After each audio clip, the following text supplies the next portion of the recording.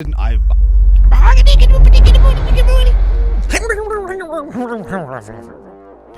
Yeah, it sounds like the rest of the show. Hey, listen to Commander Cookout Podcast, episode 243. I'm Brando. I'm here with Ryan. We're continuing the arc of Stonks. I've been talking about another book deck. Now hit our theme song!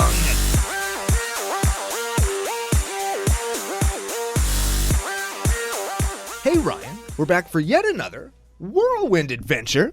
How you doing? Good. What is going down? Whole ton is going down. We got some stories to tell, an interesting retail find to show off, some people to thank. But before we get to any of that, we have to thank our official business daddies, FusionGamingOnline.com. They are your source for all your gaming needs. Ooh, very much so. And you say interesting retail find, and I can guarantee that FusionGamingOnline.com does not have the thing we're about to show off. Yeah. And because they don't, they're going to be less money than where this came from. Exactly. And if you want to save even more money... Oh, that is king of the segue. You can use CCO Fusion 5 promo code to get 5% off your entire order. Now, Brando has got a collector box, but it's not what you think. Look at this. Look at this is a box. Like, for those of you who aren't watching on YouTube, like, That's one collector booster pack box. it's somewhere in between like a VHS. It's like a Betamax tape, if you remember those, but nobody remembers those. It's like a small board game. Yes, it looks to be the size of like a hardcover book. It's And- so and huge. That's not even why we're a book deck today. No, that has nothing to do with it. And these things, I found them at retail. I actually saw a couple of guys buying them, and I was like, hey. For $45 fucking dollars at Walmart. Don't go to Walmart to buy Magic cards, even if they're like, oh yeah, these are priced wrong. Oh, everybody get them. How many should I buy? No, fuck that. Don't do it. Yeah, dude. And I saw a couple people like being suckered into buying these effing things, and I was like, hey, do you do anything with the boxes? No. Can I have one? And they just pulled the plastic off, and the pack isn't even, it's just loose in there. Show them the inside. Oh, it's the greatest. I'll take the... It's just a white tray. It's not even stuck. It's not even glued in there like when you buy a spell book or a Commander Collection Green. It's like a loose pack inside this huge cardboard box. It's ridiculous. So remember when we were talking about the no packaging commander decks that you can get? Yeah, this is where all the packaging went. Yeah, what they're saving on your no packaging commander decks that you can order online, they're making up for in spades with garbage like that. Yeah. We're not like Save the Planet Cookout podcast, but But there's a certain point where it's like, you're paying 50% more for that from a box retailer instead of a local game store or somewhere like FusionGamingOnline.com, your source for all your gaming needs. And you're getting this box that you're just going to throw in the garbage. It's going to sit in a landfill or like whatever it is, right? Like, yeah, I'm not a fan. it's a high quality box. Like it's not, but is it a $15 piece of cardboard? If Fuck no. you're into boxes, yeah. Well, I mean, everybody needs boxes to keep cards in and stuff. But you can't even. But it's you can't not hold a deck in that. It's not. Well, you could. That would be funny if you use those as your deck boxes.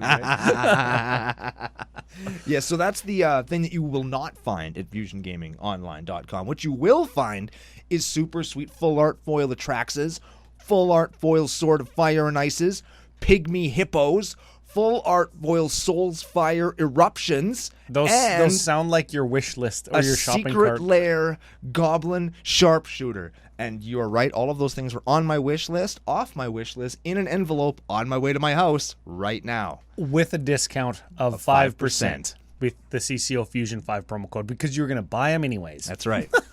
We're fucking salesmen. Sorry, everybody. Yeah, that's sorry, though. Okay. We got some podcast business. Let's take care of some biz. Okay, business. We talked about the business daddy. Now let's talk about the business boys. BBO. Who? Not to be confused with DDO. Fuck those guys. Yeah, man. fuck those guys. Stinky Onion Pack. Yes. Got to give that away.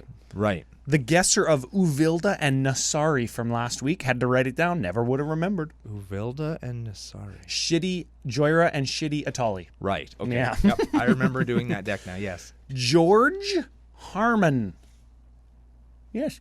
George Harmon. He's the winner. He needs to be more careful if he's Harmon. Yes. Yes. Don't yes. do that. George, commandercookout@gmail.com. You let us know that it was you, that you were the winner of a booster pack, where to send it, and or if you'd like to donate it to, I'm just going to call it the Christmas charity booster pack pile. The booster pack pile. We need another stinky onion bag. The stinky Santa sack. There it is. Fucking alliteration. Alliteration, baby. That is excellent. Got there. Okay. Big thanks to all the subs. Thank you. Yeah, a couple new subs on YouTube. Don't forget to check out CCO's Top 5 in 5. Top 5. Strixhaven pickups. Yeah, as part of the arc of Strixhaven. Strixhaven.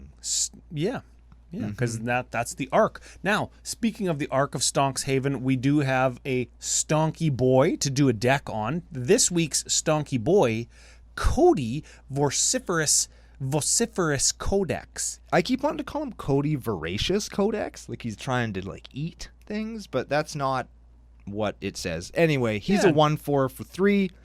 You can't cast permanent spells. Oh, I like him already. He's telling us we can't do one thing that we must do to play Magic. And then the rest of the card says, 4 tap, add Wooburg. When you cast your next spell this turn, exile cards from the top of your library until you exile the instant or sorcery card with lesser mana value. Until end of turn, you may cast that card without paying its mana cost. Put each other card exiled this way on the bottom of your library in a random order. So pay 4 to get 5. So baseline, it's a decent mana rock. It's a mana rock that gives us 1 mana of any color, sort of. Yeah, he's better than those lands that do that. Yeah, because you got to pay 5. But he is a creature, right? So he can't tap right away. So baseline, he's a mana rock that we can use mana and instant and sorcery cascade. Yes. That's why you read it fast, because when I say instant and sorcery cascade, that means non-permanent cascade, I guess, which is instant and sorcery. Yeah. So we're building a deck around this, and this is a deck submitted by friend of the show, Chuck Rogers. He sent it in, and he says, I got this garbage deck. This is the second one I submitted for Cody, and I liked it because it was different than some of the other Cody stuff that I saw, and I liked it because some of the stuff that we had in our head to go along with this deck to maybe improve it or tune it up a little bit is really cool. And we thought of a really fun kind of thing that we could do with it that involves just like plopping your whole deck onto the table and saying like, subtract your life totals type thing, and we'll talk about that in a minute. But we'll get there in a minute. Yeah.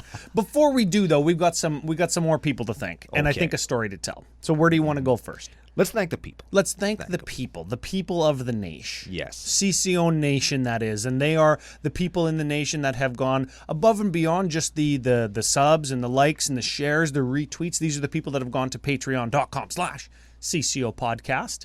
And they've pledged their hard-earned dollars to help keep the show running. We appreciate you very much. So we just re-upped some storage and some bandwidth stuff.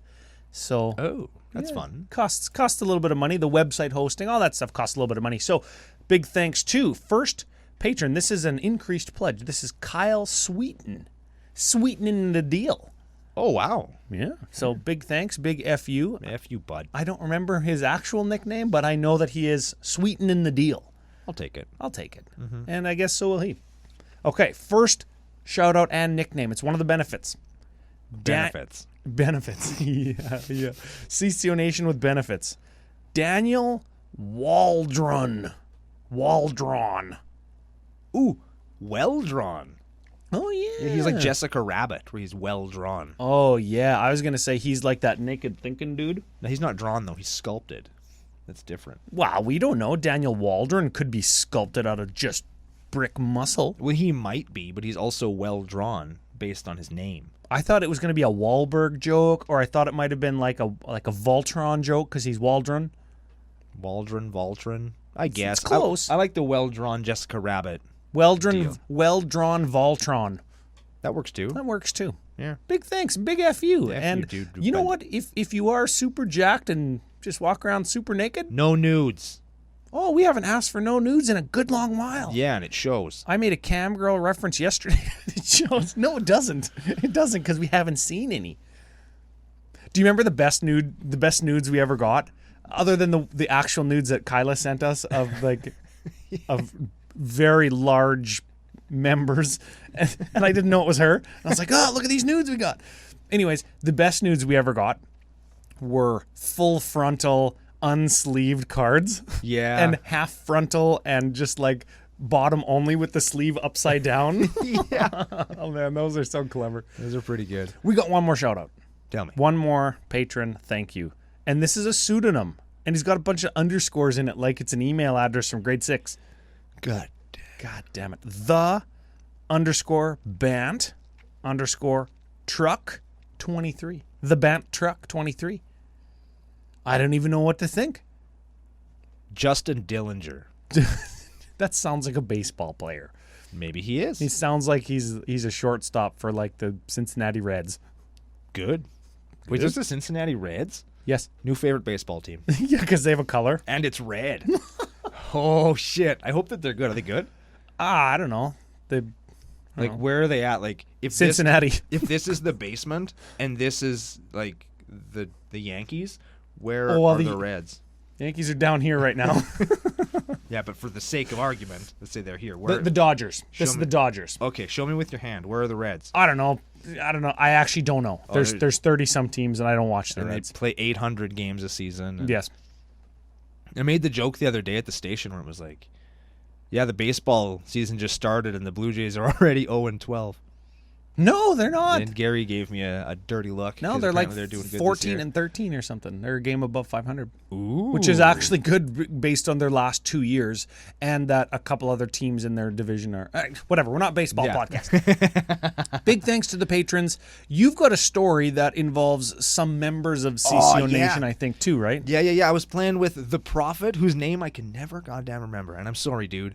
He's the Prophet. Von Doom and Lenny. Never heard of them and don't know their names either. And we're playing this. It's like Lenny's playing Group Hug Mill Traxa. Oh, yeah. Fog Traxa. Oh, yeah. We built that deck, FYI. We did. So you can't complain about it. No, I didn't. I am not. And Von Doom was playing some kind of Group Hug Slug Rakdos Madness.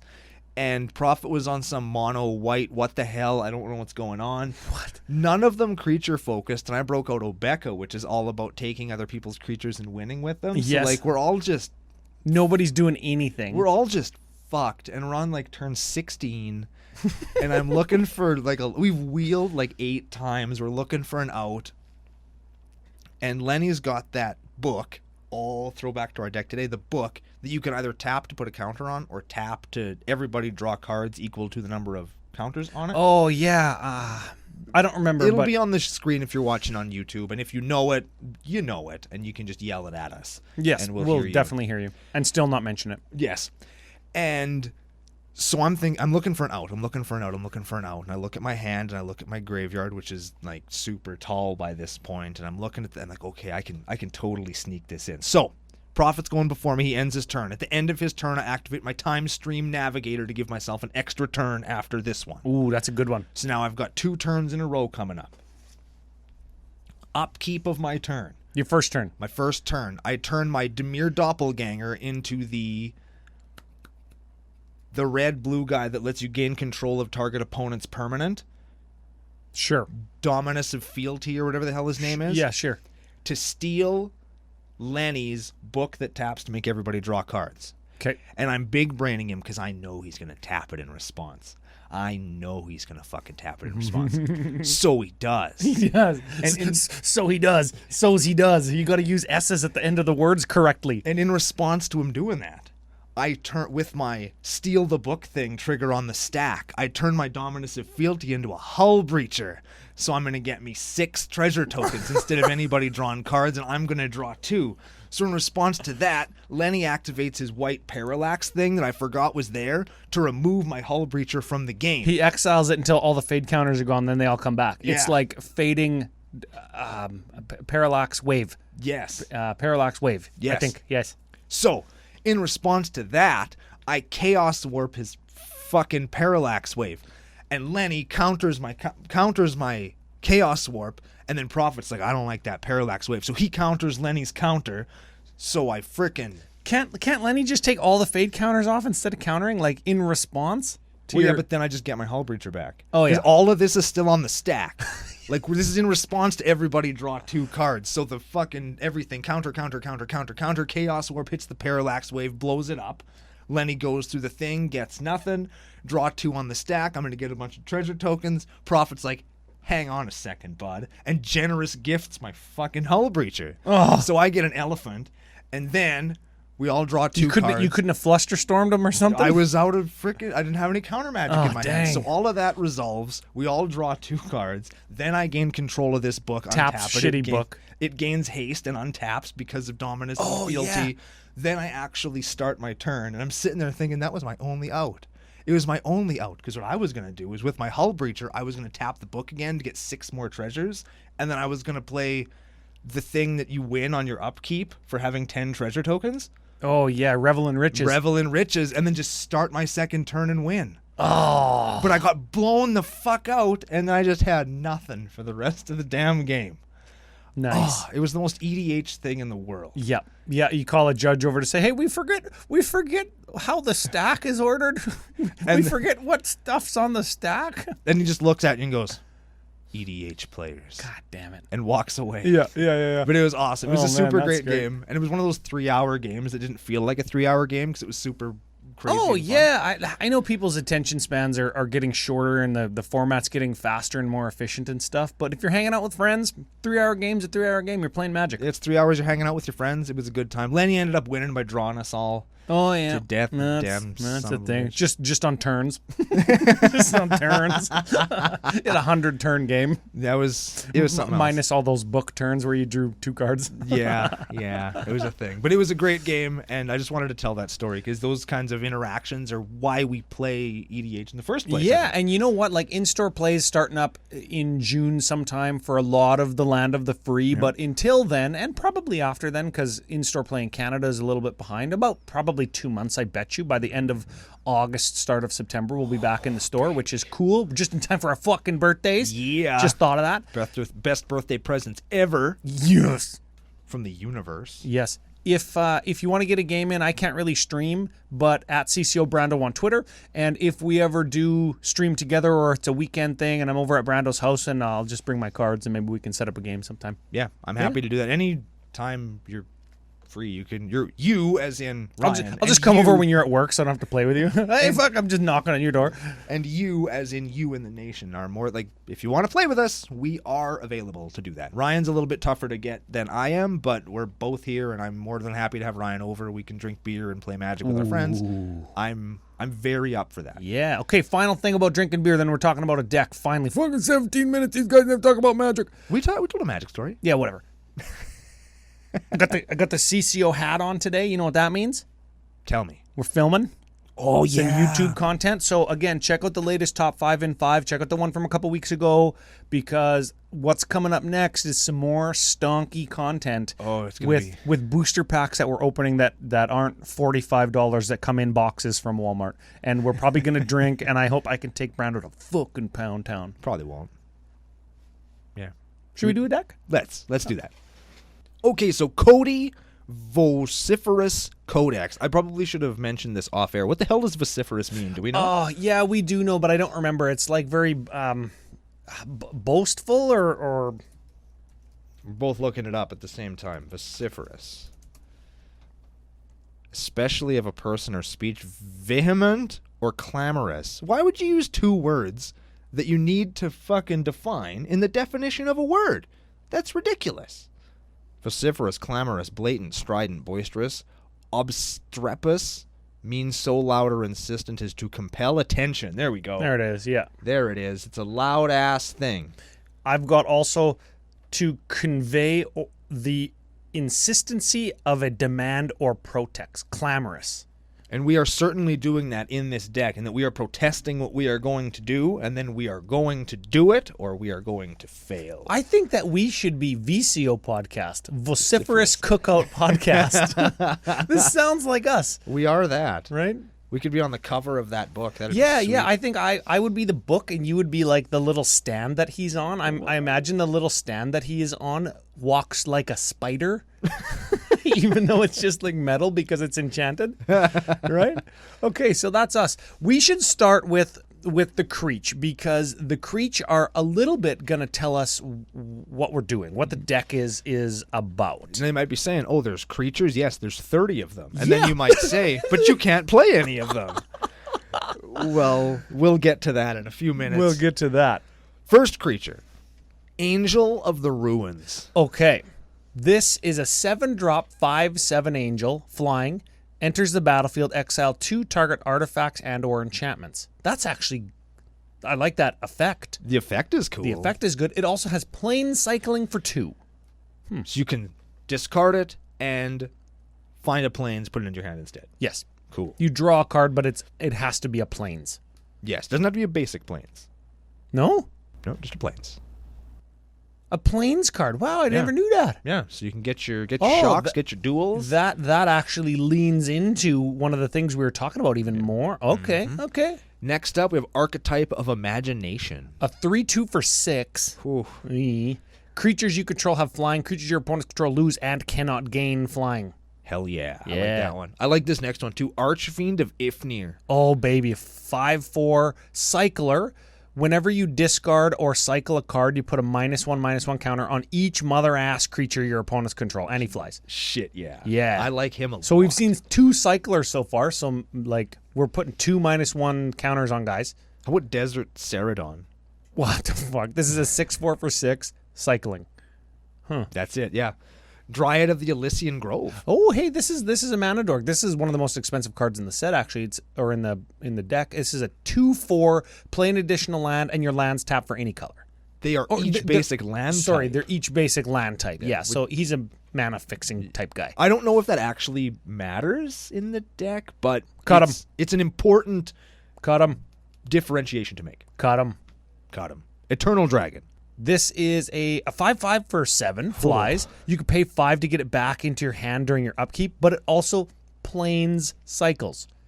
Neat. Okay. I like this one. Fiendish Duo. Yeah, this is from this is from like a board game or something, right? I think so, yeah. This is a 5/5 for 7. First strike, if a sorcerer deal damage to an opponent, it deals double that damage. So this is a damage doubler, but a Creech. And, Ryan, it's not 5/5 for 7. It's a 5/5 for red 4. Which is, as we all know, my favorite mana cost. What the fuck?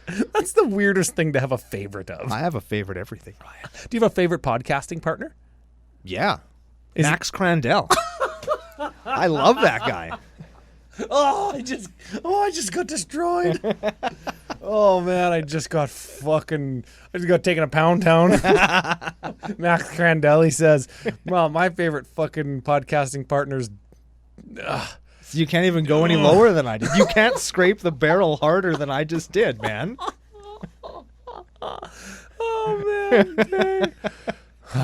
The next creature, Ryan, is a Golgari Grave Troll. This is one of the reasons I picked this deck, because I knew that you would love to play and talk about any deck that plays Golgari Grave Troll. You're damn right. Yeah, this is a 0/0 for 5. Whoa. So he's right up there with CCO fucking classics. Yep. Great power toughness to mana cost ratio. Yes. When he enters the battlefield, he enters the battlefield with a +1/+1 counter on it for each creature in your graveyard. Ooh. So we've seen a few cyclers already. He might be a 1/1. Yep. Okay. You can pay 1, remove a +1 counter from him, and you can regenerate him. Ooh. Yeah, who gives a shit? Read the good part, Ryan. Read the good part. Dredge 6. Yeah, baby. Yeah, so what that means for any new members of the nation or people who don't play Modern or Legacy is if he's in your graveyard and you would draw a card, you can instead mill the top 6 cards of your library, that is Dredge 6, and then you put Golgari Grave Troll back into your hand. Hell yeah. Yeah. That is fucking good. That's a cool one. Can you give him cycling? Like, is there a thing that gives cards in your hand cycling where you could, like, cycle the Golgari Grave Troll and then draw him back with his own thing? You could play something like Tortured Existence, which is discard a creature card to get a creature back from your hand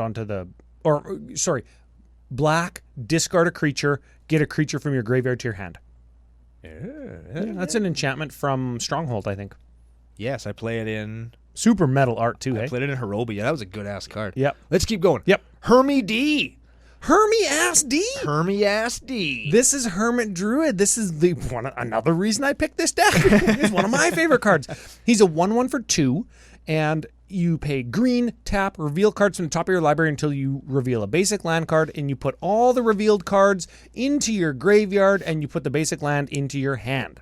Sick. So you just mill, and this is a 5-color deck, FYI, everybody. Yep. You were not playing very many basics, but we're going to talk about Hermit Druid some more when we talk about the land. Greater Sandworm. Greater Sandworm. He's a 7/7 cycler. Granitic Giant? Granitic Titan. Titan. Yeah, that's a weird word. He's a 5/4 cycler. I'm starting to see a theme. Igneous Pouncer. Yeah, 5/1 haste swamp cycling mountain cycler. Jungle Weaver. Junk Weaver? Don't Google that Do at not all. Google Do that. not. That is a 5/6 reaching spider cycler. Crozian Tusker. Oh, this is a cycler, but this is a good card. Yes. This is 6/5 for 7, which makes it sound bad, but it cycles, and when you cycle it, you may search your library for a basic land card, reveal it, put it into your hand, then shuffle. That's Neat. fine. That's a cool card. Yeah. Ridge Ranit. That's a 5/5 haster. Rampaging Hippo. I was looking at the wrong card. We've got Ridge Renee. Yeah, you were talking about Lava Serpent. Oh, yeah. 5/5 cycler, 5/6 cycler, 6/4 cycler. They're all fucking cyclers. Ruin Grinder. He's a 7/4 cycler. The Scion of Darkness. Oh, this is a cool one. This is a 6/6 cycling demon with avatar with Trampsky. Cycles for 3. When he deals combat damage to a player, you may put target creature card from that player's graveyard onto the battlefield under our control. You can kind of see his peen. Oh yeah. I was too busy looking at all his muscles. Like, what is this? That's a peen, Ryan. That's a little itty bitty avatar peen. Yeah, you would think that if he's like the embodiment of darkness, He'd have a bigger peen. I guess so. Maybe he's not playing enough Cabal Coffers and Urborg. He hasn't hit enough giant growths. I guess not. Or maybe he's been hitting too much giant growths, anabolic style to get them big muscles. I get you. Sheffet Monitor. That's a cycler. When you cycle it, what happens? I'll search your library for a basic land card or desert. And then put it into play. Okay, we are playing some deserts. We could maybe play more deserts instead of basics to make our Hermy D a little bit better. Yeah. Okay. Titanoth Rex. This is a cool card. This is an 11/11 for 9, so good on the old vanilla scale. Yeah. If you want to pay 9. He tramples. When you cycle him, because he cycles, you put a trample counter on target creature you control. Ooh. I don't mind that. Terror of the Peaks. Terror of the Peaks. This represents one of our win cons, and we're going to find out why in a second. This is a 5/4 dragon for 5. Spells your opponents cast that target them cost 3 extra life, right? And Yes. that's not ward pay 3 life because they're not countered. They just can't target them unless they pay 3 life. Right. Whenever another creature enters the battlefield under your control, Terror of the Peaks deals damage equal to that creature's toughness Power. to any target. So this is Warstorm Surge or Pandemonium, but on a creature. Yeah. Which is important. Just pretty dang good. Also, if you were to repaint this card so that the head looks like a nipple, that would be really Terror of the Peaks. Yeah. I have painted that card. With a nipple head? No nipple head. Well, let's just move on to Dink Seed Imp. Yeah, speaking of painting different kinds of heads on things, Dink Seed Imp. Don't Google that. This is another dredger. Yeah. This is a 1/2 flyer that kind of has Death Touch. We're going Yeah. to call it Death Touch. And then it dredges 5. So if he's in your graveyard and you draw a card, you mill 5 instead.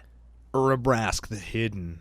Creatures we control have haste, and your opponent's creatures enter the battlefield tapped. What's important is this is a creature that gives haste. Yes. Okay, so people are maybe starting to put together, we mixed them all up. Usually if we had custom fucking categories, Yeah, we would have all the cyclers in a category, and we would have all the ability granters like Urabrask in a category. Yeah. Okay. Valley Ranit. Cycler. Void Beckoner. Cycler. I am offended that is not Space Godzilla Death Corona. Yes. Because that's what that is. Waker of Waves. Does it cycle? No, it doesn't. You can discard it though.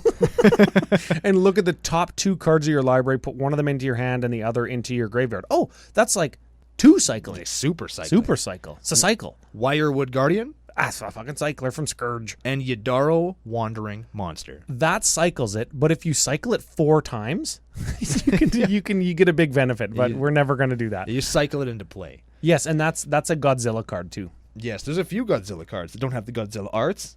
I am very offended. Chuck Rogers, get your shit together. Yeah, get your life together, sir. Okay, so we saw 30 Creech. We saw a bunch of cyclers. That is a little bit of theme. The basic land cyclers are important because they're going to suck those basics out of our deck, right? And the Croson Tusker and that other one that gets a desert. Land. Yeah. Important because we're playing Hermit Druid. Yes. We've got some dredgers, so we know we want to fill up the graveyard. Yep. Could probably use a couple more dredgers because why not? Yeah, why the hell not? Some of them are creatures. Some of them are even good. Yes. Yeah. I think the best dredge card in EDH is probably Life from the Loam, hey? Oh, yeah, definitely. Because it gets lands back and it's still a dredge card. Yeah.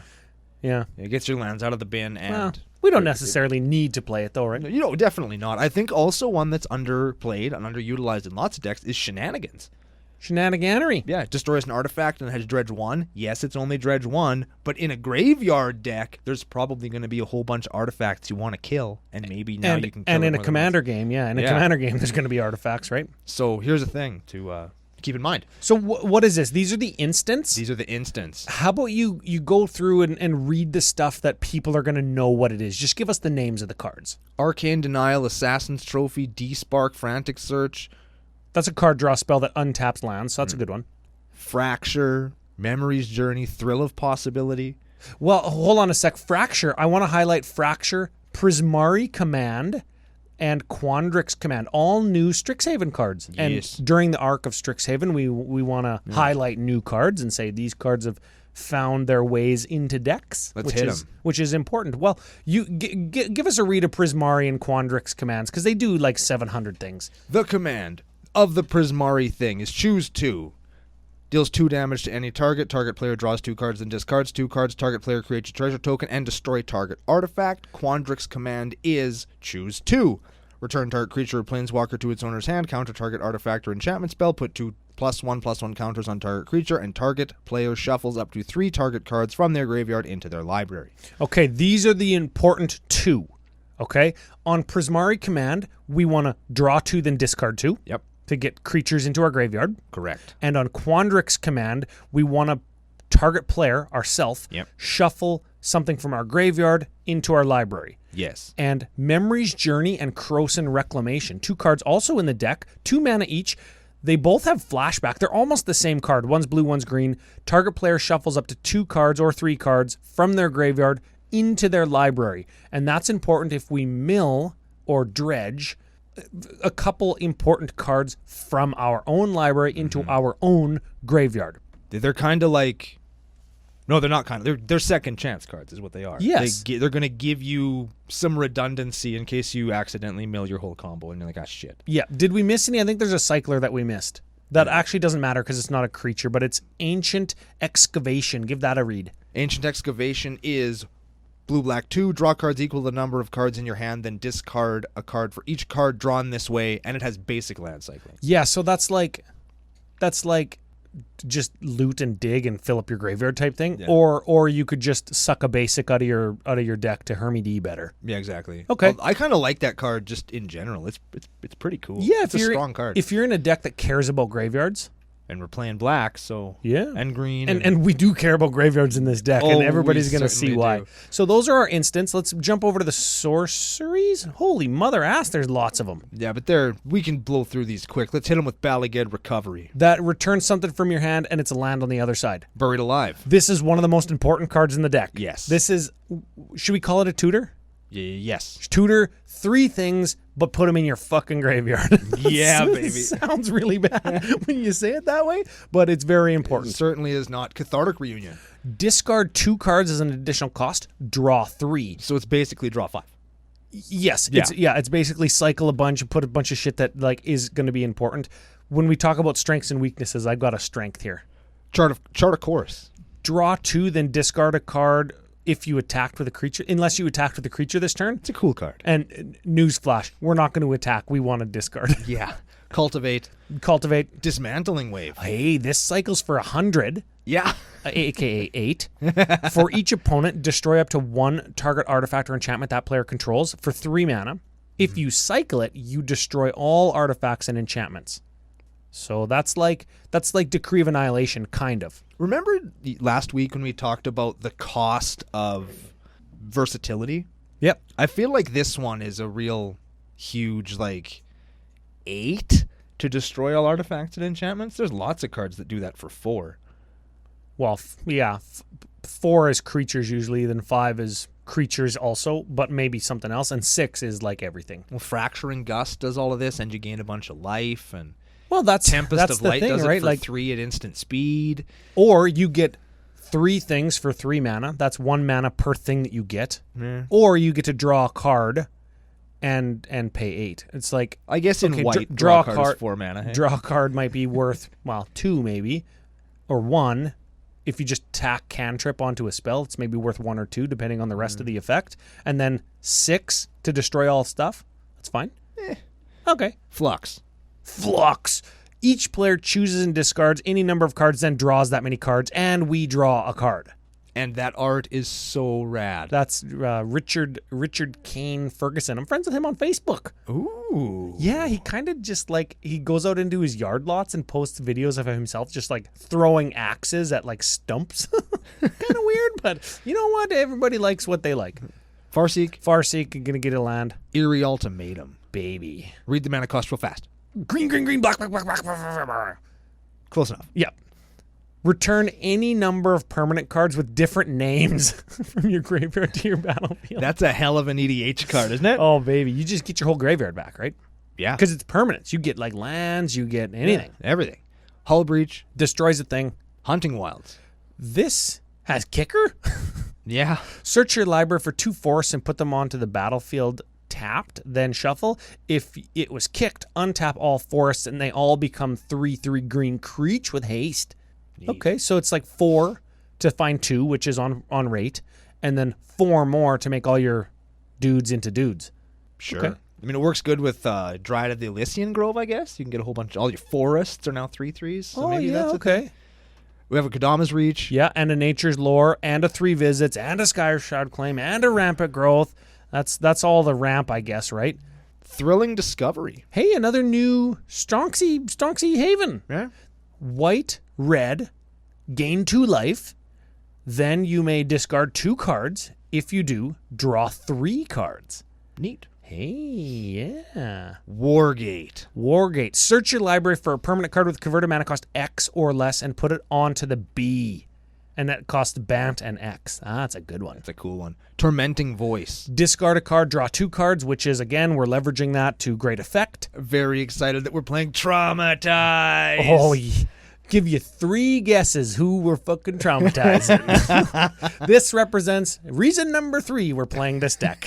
Yes. Traumatize myself, which is target player, me, puts half their library into their own graveyard. Shit, yeah, dude. That's the shit. All right. And the last 2 are virtually the same card. This is the hook. Living Death / Living End. Very much so. Now, what's important, though, and we haven't brought it up yet, we'll give them a read. Target player, they both do the same thing, right? Yeah. Target player exiles... Each player exiles all creature cards from their graveyard, then sacrifices all creatures, and then puts all the creatures from exile onto the battlefield. So what you're doing is swapping the creatures in your graveyard and your library. Graveyard and in play. Graveyard and battlefield. Yes, sorry.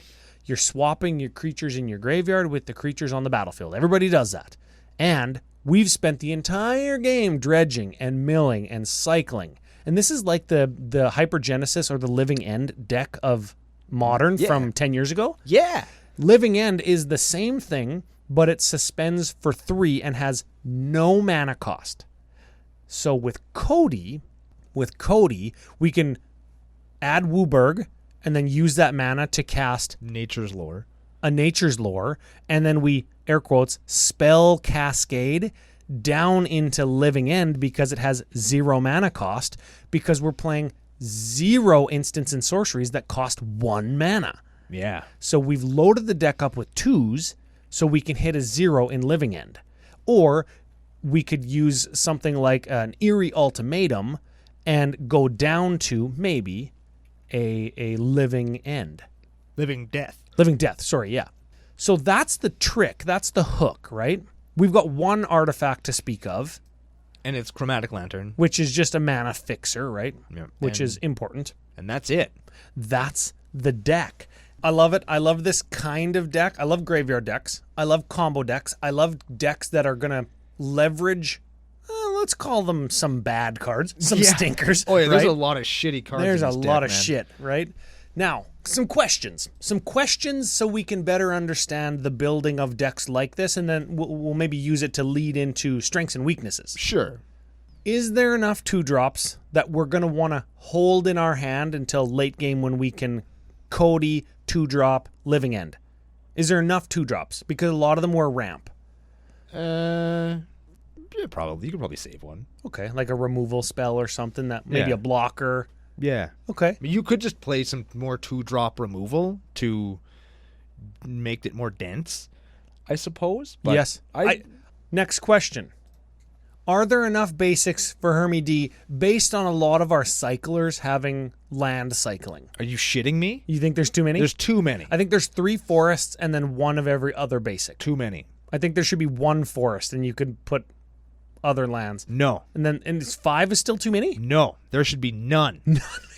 None basics. Okay. If I go in a game of Commander, green, tap Hermit Druid, I don't want there to be, I'm going to mill till I get I don't want a basic in my fucking hand. I want every single card in my library to go directly into my graveyard. And then insta-win. And then just win. Win. And not with Lab Maniac, like... Yeah, not like a Lab Maniac or Thassa's Oracle, like a chump-ass piece of shit. I'm going to fucking win huge using crappy cycling creatures. That's what I want to do. For the people who say, oh, what if you mill past your living end? And what if... No. That's why we have the Memories Journey and the Croson Reclamation, because they have flashback. Yeah. So if you mill those, then you flash them back and you put something like your living end or living death into, depending on what's in your hand, you put those cards back into your library. Like the only card in your library is now a living end. And then you cast your 2-drop or your 6-drop, whatever it is. You spell cascade into the living end, and then you get all of your creatures back. And don't forget, we've got an Urbrask in there, and we've got an archetype of flying. So they all have flying, and they all have haste. Yeah. Now, and we have a Terror of the Peaks, so they're all going to do damage equal to their power when they come into play. Very much so. And what we were thinking would be really funny is if this was the case, if you knew the combined power of every single creature in your deck. Let's say that number is like 80, right? Sure. There's 30 creatures and they all have, 4, 5, 6 power. The combined power is 80. Yeah. Maybe the combined power through attacking plus Terror of the Peaks minus blockers if they have any flyers isn't enough to kill 4 players or 3 players, 120 life. What would you do? Oh, dude. What would you do? Considering one of the cards that you're going to suggest anywhere except the battlefield when your Devotion to Red isn't 5 is a creature. Yes. Perforos. Very much so. You get big perf. I would put in a Crater Hoof Behemoth. Baby. And then when you do this, you're going to come in. Remember, you have that damage doubler too. Oh, okay. So 30 creatures are coming into play all at the same time. One of them is Perforos, so each one of them is going to see Perforos. You're going to do 4 damage per creature. So whatever 4 times 30 is. 4 times 30 is 120. That's baseline. Plus, and now you're Crater Hoof Behemoth you're going to resolve the Crater Hoof Behemoth trigger first. Yeah. So then your Terror of the Peaks is going to say, oh, wait, they're all plus 30, and then it's doubled? Yes. So then, now you have 30 times at least 60 damage. Baby. Coming into face. And all your dudes have haste, so you can still attack. And Crater Hoof gives them trample. Yeah. And they have flying. Yes. Just in case.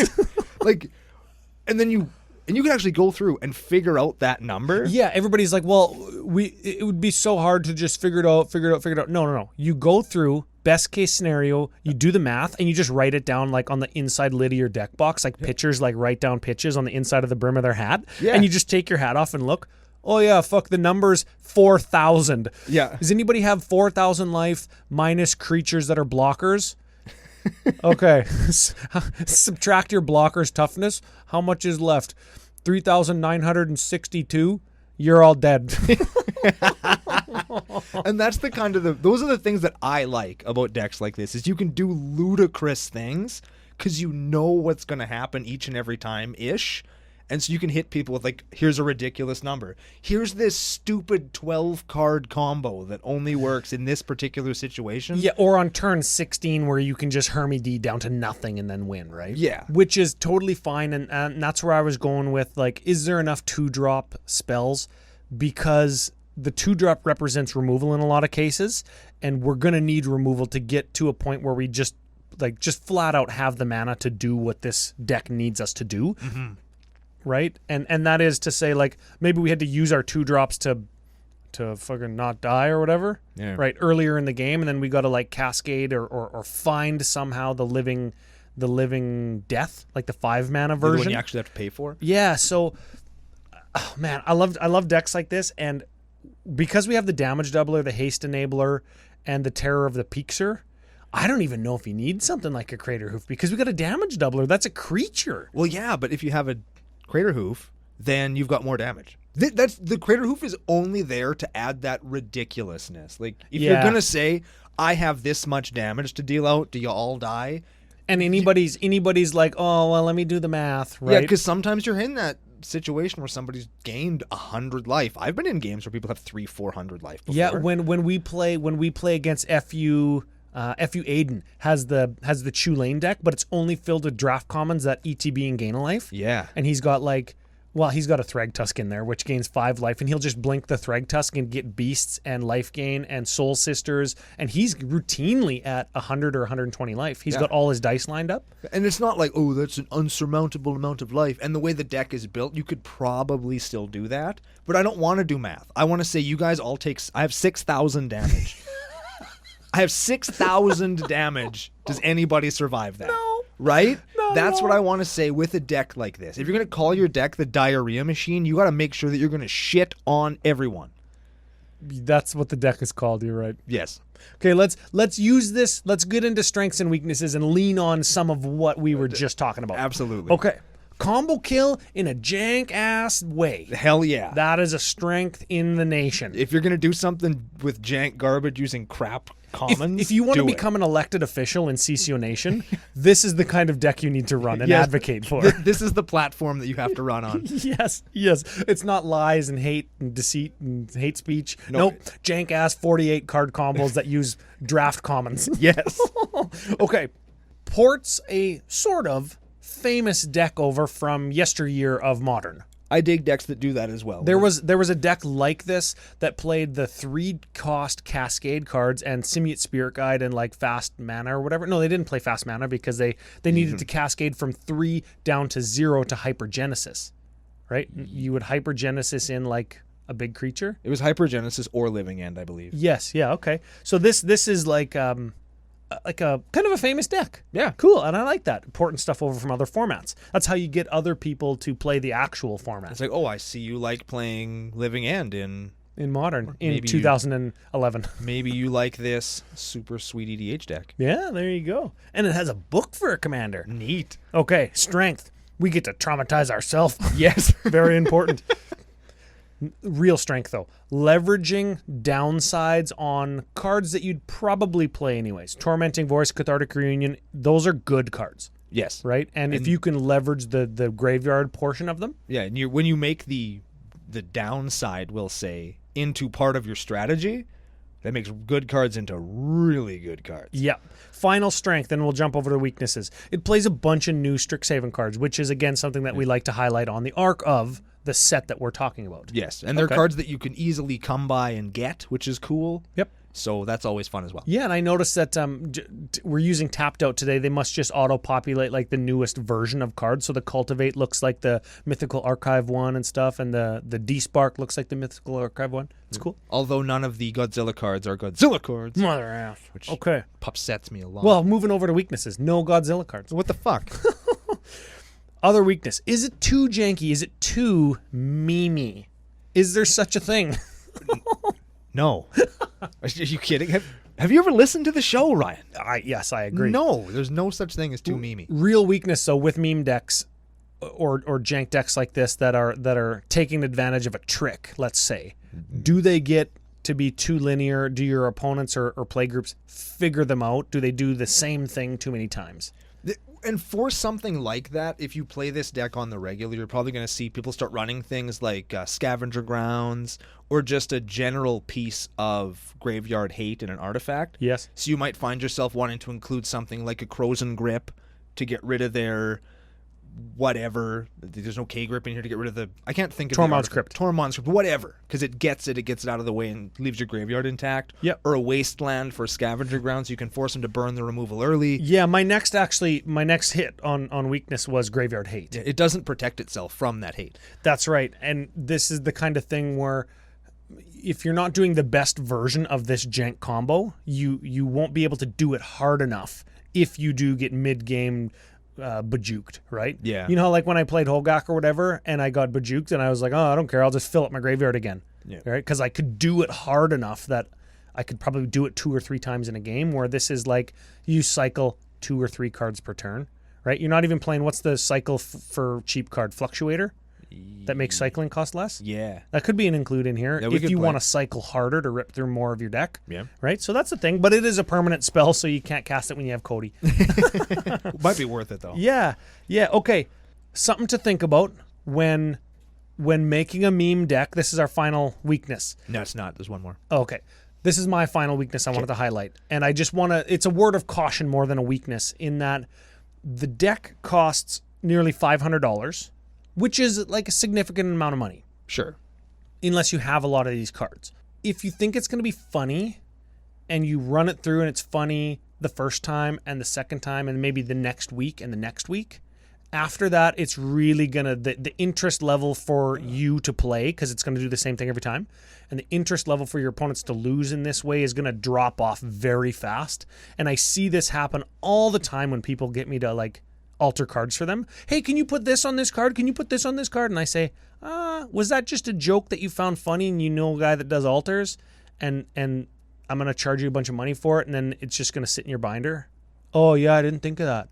Right? And that's what happens with decks like this. So just a word of caution. That's exactly what I was going to say. Oh, yeah. It's a deck like this. It's like we've done this before. It's one of those diminishing return decks where it's amazing and everybody laughs the first time you do it. Yep. And you're always going to get that reaction when you take it out in public and play it like a Magic Fest or something. You'll always get that kind of funny reaction. Oh, that's... Did you see that Codex deck, that Cody deck, that holy fuck, that guy just like Hypergenesis or whatever? So it's one of those decks that eventually you're going to be playing more for your opponents than for yourself. And in some cases, that's fun. That's a good time. But it might be like, okay, I'm doing this. And like everybody else is having fun and you're playing along. But at the same time, you're like, well, fuck. I got it. This is the deck. Once you get back to Magic Fest and in-store playing shit, this is the deck that's filled with jank-ass draft commons. This is the deck that you play unsleeved with just beat-up cards that you found on the table at like F&M, after F&M. This is the deck. Yeah. You could probably find most of the cards here. The land base, maybe not. Well, let's get into it. The budget section here, $493. You could probably cut 100 lands or $100 worth of lands out of here and still be fine. You could probably cut $200 worth of lands out of here and maybe be okay if you've bought a lot of Commander precons over the years. Although keeping in mind, those Commander precons are full of shit. And well, what I mean is there's lots of lands that provide 2 or 3 colors in those decks. True. If you bought the latest Secret Lair where you're getting shock lands at a really discounted rate, you could play this deck. Hell right? yeah, you could. So I think tapped out's the average price for a bunch of the fetch lands and the triomes are like between $16 and $25, which is like when you need all of them or when you want to play all of them for symmetry, it's kind of difficult. Yeah. So just keep that in mind. We're not a budget podcast, but we like to talk about it just because if you're building a meme deck, you don't want to spend $500 or $600 necessarily. Although right? all of the cards in the high cost bracket in the deck are all cards, with the exception of Hermit Druid, that you will play in another deck. Oh, so that's good to notice too. City of Brass, Forbidden Orchard, Mana Confluence, Assassin's Trophy, all of those, Terror of the Peaks, all of those cards are cards that you're going to play in other decks. Yeah. That's why they cost money. And what else could be important is that 61 of the cards in this deck are less than $2. Yes. So those are all good things to keep in mind. When and less building than a deck $2 like doesn't necessarily mean that it's $1.99. It means that they're 5 cents. Yeah. If you went through your store's chaff box, hey, I'll give you $2 for these. They'll probably say yes. Yes, you could do an advanced search on FusionGamingOnline.com, an advanced search for cycling in the text box, and you could find all these cards. And you could play all of them because it's a 5-color deck. Because why not? Yeah, Yeah, cool. man. Okay, well, Spice Calculator? Spice Calculator. Okay, so we added it all up. We crunched the numbies. Crunched them. And I want to, right before we get to it, because we had a pretty high uniqueness rating, which is the number of cards that are different than the stock page on edhrec.com. Right? The stock page that has like 150 cards on it. Right. How come we're not playing any like switcheroo cards or donate cards where we're donating Cody to our opponents so they can't cast permanent spells, right? Or how come we're not playing Fractured Identity where we destroy Cody, then we give all our opponents a copy of it? Right?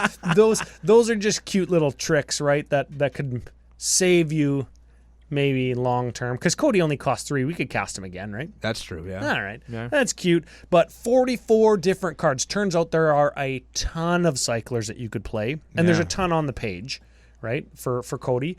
But you punch it all in with an average CMC of 4.33. As if we're paying that. We're paying 0 to cast the spell that's going to get all our cyclers back. 400 lists already.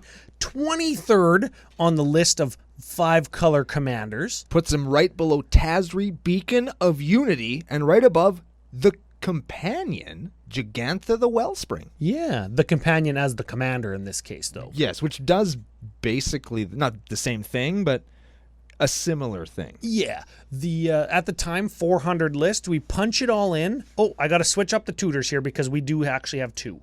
Yes. But even with 2 tutors, 50.6 still. Nice. So we just squeaked past the 50 test. We made it. Yeah. And you know what? If you took out like that, if you wanted to take out all the basics, Hermie D to the fucking right to the wood, right? Yeah.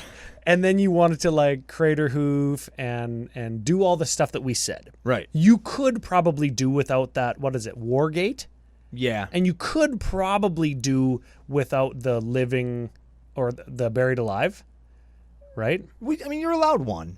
Well, So I'm just thinking like we want Hermit Druid in play so we can Hermit Druid with it, right? We Yes. don't want it in our graveyard, so you might want like a demonic tutor or a tutor that'll let us find Hermit Druid right now, put it onto the battlefield, mill our whole fucking life. Yeah. Right? Yeah. And that would maybe reduce you down to just one tutor to find Hermit Druid, if that's what you wanted.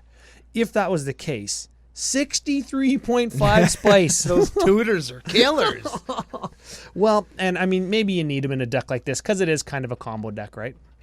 So, super fun. Yes, I agree. And that's part of the reason. That's actually the whole reason why we picked this deck. Yeah, played a bunch of our favorite cards. Graveyard, Dredge, Hermit D. It does some of our favorite things, which is ludicrous amounts of damage with a stupid-ass combo. Draft jank that you found on the floor that's like keeping a table at the bar from wobbling. Hey, this guy got folded in half 3 times, but I can still play it. I can definitely put that in a deck. Oh, it says cycling. It's sleeve playable. Yes. Yeah, with a sheet of like titanium so it doesn't bend right behind the card. I wonder if you could ever get a deck where all of the cards are in such bad shape that nobody would accuse you of marking them. Oh, yeah. Like, every card in the deck is so fucking beat up. Well, who is it? Is it your boy Jason Alt that's got the Gaunty Lord of Luxury, but he only gets like heavily played or damaged like washing machine cards? Unplayable. And at Magic Fest, you can like shuffle it, and it's got like moxes, not moxes, but like the moxes that we can play. And like Beta Soul Ring that's like sidewalk played in 93. Oh, yeah, that's a thing. You could find it. Neat. Yeah. I'm into it. So what do you think? Thank the business daddies. Big thanks to Chuck Rogers and all of the Patreon supporters. Final thought of the day? Big thanks to Business Daddies, FusionGamingOnline.com. They are your source for all your gaming needs. Remember to use special promo code CCO Fusion5 to get 5% off the cards that you're going to buy anyway. Oh, and I got this. Card of the day, gotta be Cody. Yeah. Gotta be Cody just because he's a stupid idiot. Yeah. You can go, use the promo code, get your Codies. He can both be casual like this, and if you do the fractured identity, like you said, you can stax your opponent out. Oh, yeah, Staxy Wreck instead of 'em. Cody. Yeah, man.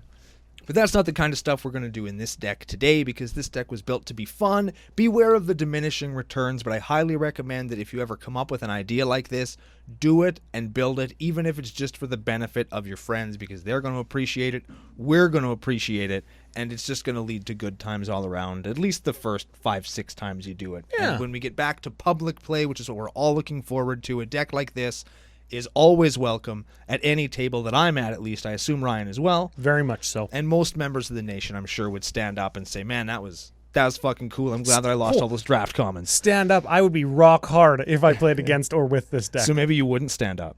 Maybe you'd stay sitting. Oh, no, I would You just show it off? stand up. Yeah, all the loud glory. and proud, baby. Loud and proud. Just like we're going to be on the next episode of Commander Cookout Podcast. Hit our theme song!